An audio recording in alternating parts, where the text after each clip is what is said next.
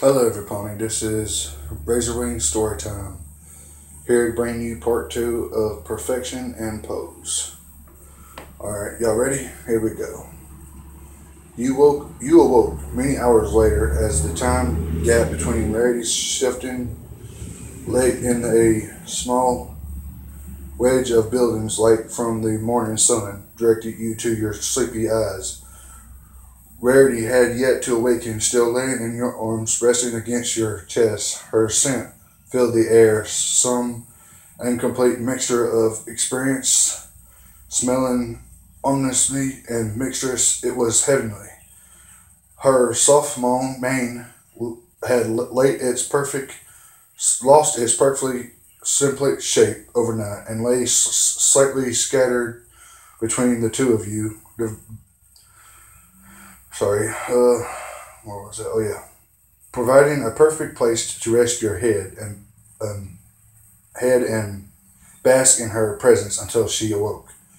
The unstoppable master of daylight brought the sun straight light over the two of you, eventually passing over Rarity's slumbering form and lightly prepping her to awake. Morning already? Oh, my head. Why didn't you stop me from drinking last night? Before you could complain about being blamed for her drinking her own bottle of wine, she wiggled out of bed, carefully making her way out of the room, looking disheveled and untidied, and decidedly less chipper than she was the night before, as you were at a an afterthought. Sorry, as you were an afterthought.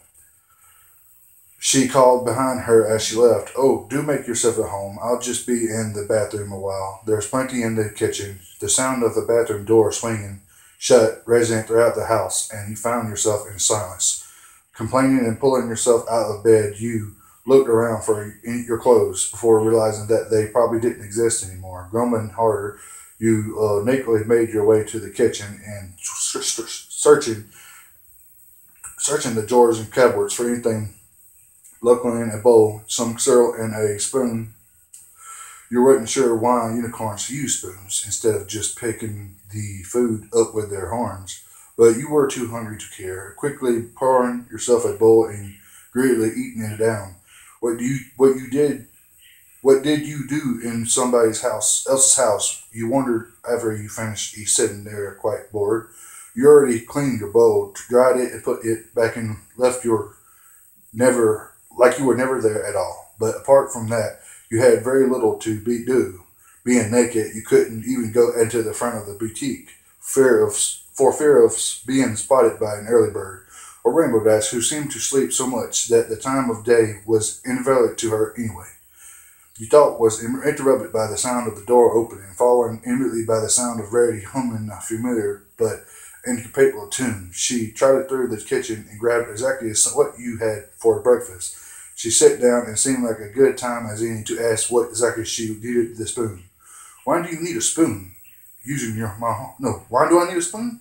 Using my arm would be simply barbaric. Darling, I am not a barbarian. I'm a lady. Now go on, get cleaned up, and I am not having you dirty the clothes I make you before you ever left my store. Obediently, you rose and went to check out her bathroom. The walls were made of custom, or so it seemed, with every spare inch used to house a different kind of gel, makeup, goo, or soap. Walking out of the room confused, you went to the ask you should use, but before you got halfway down the corridor, you heard her voice walked over at you. I left something out for you. Use that. Not too much. It's very expensive, but very good. Sure enough, there was one thing set out on the sink, and luckily her shower proved much simpler to use. You you performed the best cleaning you could in easily a third of the time it took Rarity, and emerged wiping in a slight undersized towel, happily at your regained modesty. Though her, though, through here, darling, don't be shy. She called out from the front of the shop. I have some clothes for you to try. You rushed through, eager to cover yourself once more, and found Rarity holding a brand new, if slightly rough, set of clothes for you to inspect. pulling each piece out, following the absolute correct order of underwear, socks, pants, and then shirt. You tried them. The material was clearly very high quality, feeling like silk against your skin, but being very warm, though not too warm, even inside Rarity's well-heated house. Go on, give me a spin, she instructed, watching you turn and noting down the important and perfect and sagging areas. Now then, now this is the only a prototype. Give me a few hours and I'll have the proper rag all sewed up and you'll be the envy of the town, I assure you. You could accept that. Even to your untrained touch, it was clear that this material alone was worth more than a week's paycheck. You couldn't possibly repay her or ask her to waste such valuable material on you. Don't be silly. I don't want your money, and all this is leftovers. If you don't use it, Sweet Belle will make dolls or something out of it, and the world that would be a waste. Plus, it looks simply divine on that figure of yours. Even so, you couldn't have even repay her. She sighed at you continued resistance and pulled off her glasses. How about you pay for tonight's dinner and we'll call it even now, huh? Now, please leave me to my work and come pick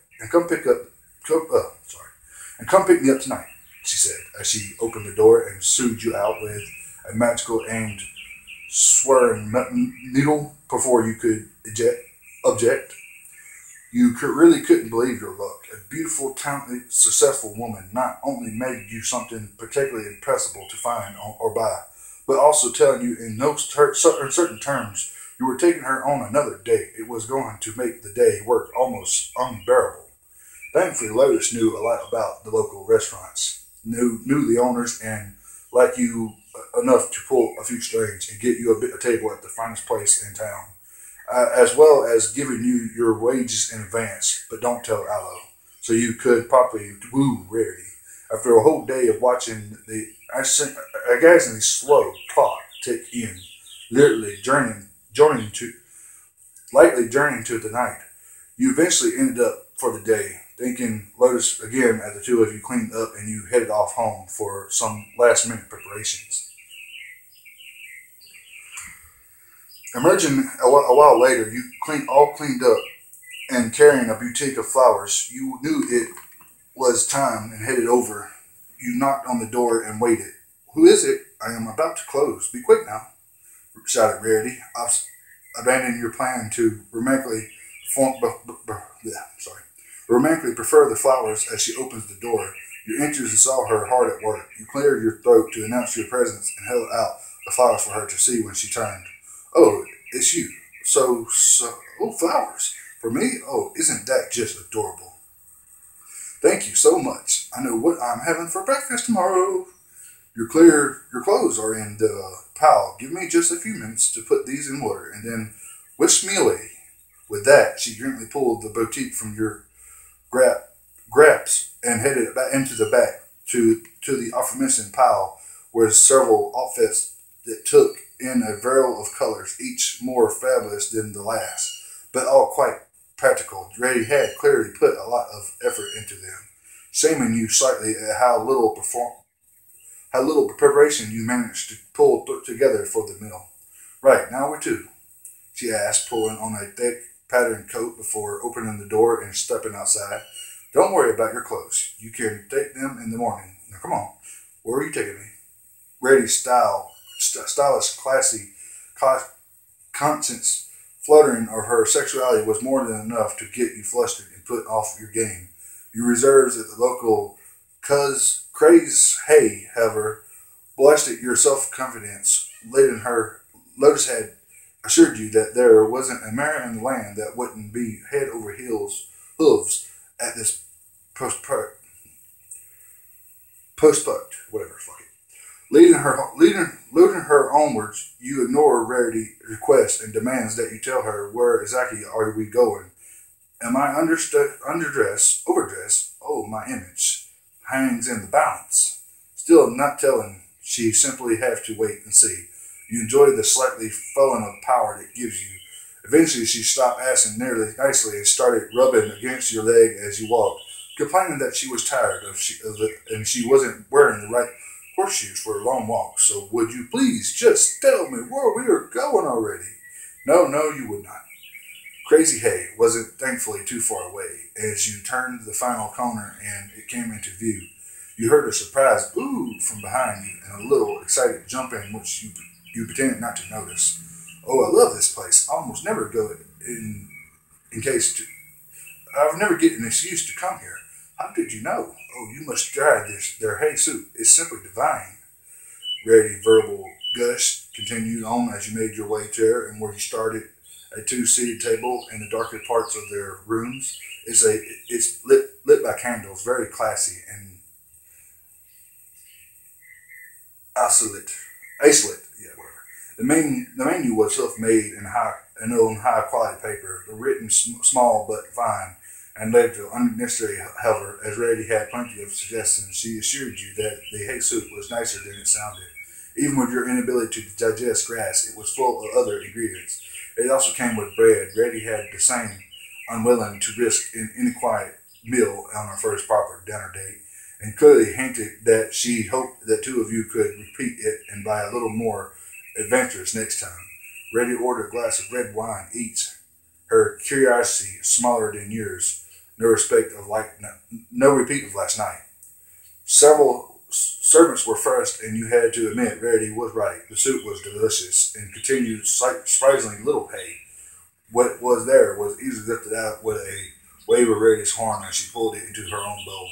The meal went well. The two of you chatted about your day, and she quickly finished your clothing and moved over to her next big order. It didn't have to be finished for quite some time, but being productive never hurt any pony. Your day was much the same as any other, you lied, filling what massages and stretches bent and many other things you didn't pretend to understand, just did. Rarity nodded and made noises in all the right places. Others she was legitimately listening to in what you had to say, or she was very good at faking it. It seemed more like the first word. Rarity had nothing to gain from you. She was rather more famous, more skilled, more social active, and so many other things. It could only be legitimate. Your interest in her was, of course, legitimate. She was beautiful and intelligent, with an excuse and divine for her act, as generosity, personality, and an air of class. Who wouldn't be attracted to that? The discussion was made more difficult by Rarity's continuing brushing against your leg, with both from her tail and occasionally one of her back heels. Her expression didn't change as she did it, run in intention, but in expression and respect. Respinus's store was a slight smile. Before long, dinner was over, and the waiter probably brought the bill. You hoped to Celeste that Ray couldn't see how white your face went when you saw the figure on the paper, but it was worth it, you hoped. Paying and leaving your pockets considerably lighter than two of you left. Oh my, it is quite late, isn't it? I couldn't possibly let you walk home in the cold. You simply must stay the night. I'm sure I can keep you warm, she said, somewhat above a whisper, but below her normal voice. An invitation you clearly wouldn't think of refusing, making you whir back to the boutique. Rarity kept the edge of her tail trailing against the back of your thigh, and then yet warm fabric. Therefore, the sensation of her touch very eventually came on. Lights go inside and get warm, she whispered, as she opened the door and mentioned for you to enter. The bright light that had greeted you the night before remaining dormant as Rarity closed the door, leaving the room only lit by the straight starlights coming coming in from the flow windows scattered out along the walls. Now I think you'll find I haven't given you your clothes yet. They're still mine. You really should remove them unless you want to risk intentionally insulting a lady, she quickly said in a low whisper, her semi-closed eyes and fixed gaze giving a rather more heated message. But Sam goes to the clothes right to that instant. You struggle out of your clothes and throw each item into the floor, lightly laughing quietly as Rarity caught them, folding them, and putting them next to the rest of the pile, never breaking her intense gaze in no time at all. The gorgeous, silky sensation of her clothes rubbing against your skin was replaced by the chill of being exposed to the air, and you began to shiver. I really don't know why you humans don't have a coat. They're very useful. Come, share mine, she commanded, pulling over her fainting couch and laying back on it, wrapping her towel up over herself to retain a little modesty, and beckoning you over with a hoof. You may kiss it, she said, and she's wiggling in front of you. Kneeling down, you complied, taking her lower leg in your hand and planting a light kiss on the top of her hoof. It was hard, but not completely solid. Still quite unlike her leg, quivering at the tiniest jet of her hair with a lot of give, just like you'd expect flesh to be. The hoof clearly had feeling, and strong feelings, as Rarity melted on your touch, a position you were quite used to having more and from your job, though usually you were more interested in their money than their bodies. Not so tonight.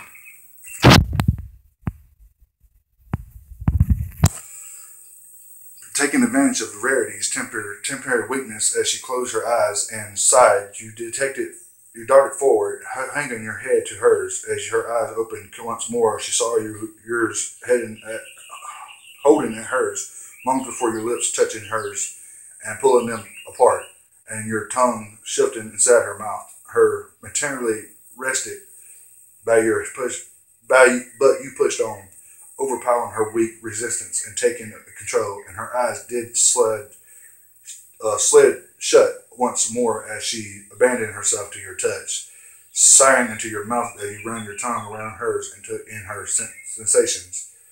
Kissing Rarity was incredible.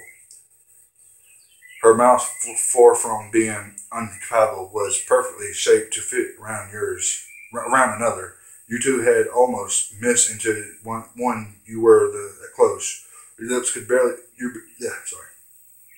Your lips could fairly move over each other's without even breaking the seal, and her head was perfectly shaped to hold in your hands as you embraced, continued for what seemed like minutes. Reluctantly breaking away, both of you have heavily gasping and breathing in unused starve of oxygen from your lengthy connection, and staring into each other's eyes. Neither could think about, but neither did you feel the need. Rarity lost lusty eyes sparkling more than words ever could. She wanted it right there, right then. The fire in her eyes raged more strongly than you had ever seen it before, and she leaned forward towards you, raising herself from the chair. Forgive me for my lack of tact, dear, but it's quite clear what I want, and I do hope you are not planning on disappointing me, she whispered, flipping her stringly tail and whipping it around one of your wrists. She pulled you in, leaving your hand to rest on the side of her flank, and leading her head back down into her fainting sofa.